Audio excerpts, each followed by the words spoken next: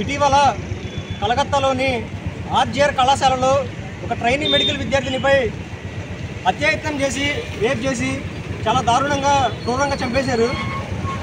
ఈ సంఘటన భారతదేశం మొత్తాన్ని, మన సమాజాన్ని చాలా అంటే చాలా కలిసివేసింది.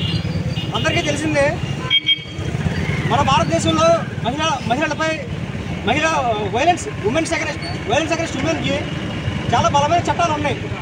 ఢిల్లీలో నిర్భయ మీద హత్య జరిగినప్పుడు నిర్భయ చట్టం తీసుకొచ్చారు. ఇటీవల దిశ చట్టం తీసుకొచ్చారు. ఎన్ని చట్టాలు తీసుకొచ్చినప్పటికీ కూడా మహిళలపై ఈ అఘాయిత్యాలు అనేది ఆకుండా పెరుగుతూనే ఉన్నాయి.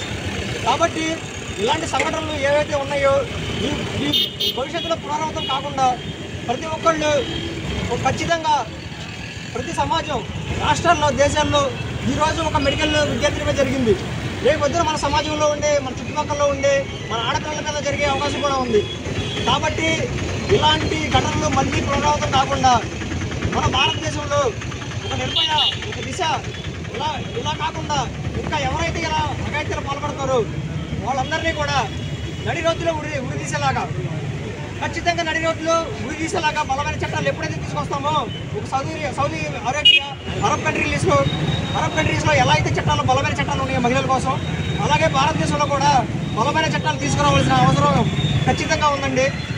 ఇలాంటి ఘటనలు మన సమాజంలో మళ్ళీ జరగకుండా ఎవరైతే ఇలా క్రూరముగాలు ఎవరైతే దాడి చేస్తున్నారో వాళ్ళకి భయపెట్టే విధంగా ఖచ్చితంగా